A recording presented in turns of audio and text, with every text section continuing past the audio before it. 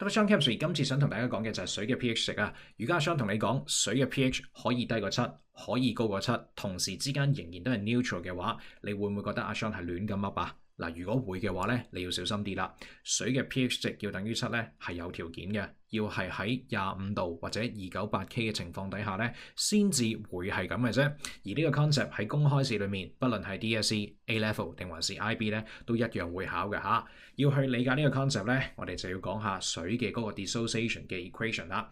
H2O 拆開會變成咗 H 正同埋 OH 負 in 1:1 ratio， 而呢個 reversible reaction 個 forward reaction 咧係 endothermic 嘅。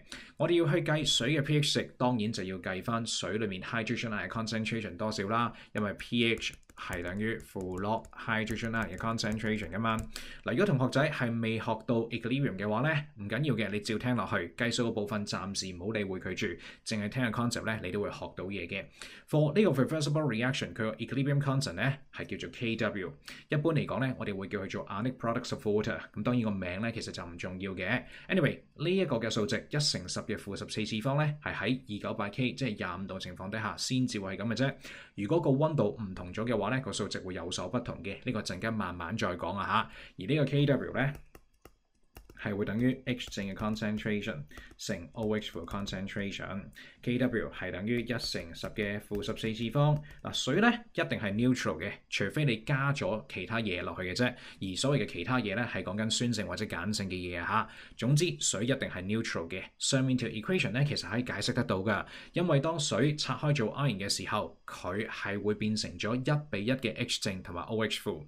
當 H 正同埋 OH 負係相等嘅話咧，嗰個 solution 就會係 neutral 㗎啦。好啦 ，anyway， 因為而家水係 neutral 嘅，所以咧呢兩嚿嘢啊 ，H 正同埋 OH 負嘅 concentration 會係相同㗎嘛，所以我哋可以將佢簡化為 H 正嘅 square。OK， 而拆開咗 square 之後 ，hydrogen ion concentration 咧就會等於1乘10嘅負7次方。我哋負落咗呢條數嘅話咧 ，pH 就會等於7。pH 等於7 at 298 K 咧，其實係咁樣嚟嘅。而頭先我講過啦，因為上面呢個 reversible reaction 咧係 endothermic 嘅。當溫度上升嘅時候，假設去到50度嘅情況啦 ，heat 多咗 equilibrium 會出去右手邊 ，OK， 咁個 Kw 咧就會有所上升，會變成咗5.476乘10嘅負14次方啊！我哋用呢一個嘅數字咧再計多一次嚇。5.476乘10嘅負14次方，即使溫度高咗，水仍然係水，仍然都係 neutral 噶嘛，所以咧我哋都一樣係可以寫 H 正嘅 square 嘅。咁如果我哋將呢一個嘅5.476乘10嘅負14次方開封咗佢嘅時候 ，H 正嘅 concentration 咧就會等於2.34乘10嘅負7次方。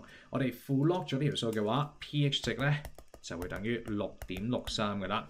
嗱，雖則係等於6.63低過7，但係佢仍然都係 neutral 嘅嚇。點解咧？你可能會話阿 Sean 啊，7唔係 neutral 咩？嗱，你要記住一樣嘢係中性、酸性定還是鹼性咧，睇嘅唔係 pH 值。pH 值有時會幫到你手，但係最重要嘅就係你要睇翻嗰個 solution 裡面 H 正嘅 concentration 同埋 OH 負嘅 concentration 之間嘅比較啊。如果 H 正係多過 OH 負嘅話，當然就係 acidic 啦。而調翻轉頭 OH 負多過 H 正嘅話就係 basic。但係當佢哋兩者相同嘅時候咧，就將會係 neutral 嘅。我哋之所以能夠用到呢個方法嚟去計算，因為我哋明白到水喺 dissociate 嘅時候係會1:1咁出咗 H 正同埋 OH 負，佢哋兩者係相對等嘅，所以計咗出嚟嘅 pH 值，無論佢係大過7、細過7、等於7都好啦，水咧都一定係 neutral 嘅。嗱，呢一樣嘢可能係好打破咗大家既有嘅框框嘅，但係請你記住 pH 值嘅計算咧，從來都唔係計緊一樣嘢係酸性、鹼性定還是中性。你留意翻條 equation 啦，條 equation 係負落 H 正 concentration 啊嘛 ，pH 從來都係 show 緊俾你睇 H 正 concentration 嘅多與少啊。如果個溫度增加咗嘅時候 ，equilibrium 咧出去右手邊係多咗 H 正噶嘛，當然啦。同時之間以相同比例地係多咗 OH 負嘅，咁因為多咗 H 正嘅關係，你呢個 pH 嘅 value 咧就會下跌。但因為 H 正同埋 OH 負同時增加，咁所以咧仍然都係 neutral 嘅。調翻轉頭啦，如果個溫度下跌咗嘅時候 ，equilibrium 咧會出去左手邊 H 正連同 OH 負咧同時之間會減少，因為 H 正嘅 concentration 少咗 pH 值就會增加 pH value 咧會大過7嘅。但係頭先講過啦，因為 H 正等於 OH 負，咁所以咧個水仍然都係 neutral 嘅。呢個 concept 大家記住，千祈唔好喺考公開試嘅時候犯錯啊嚇！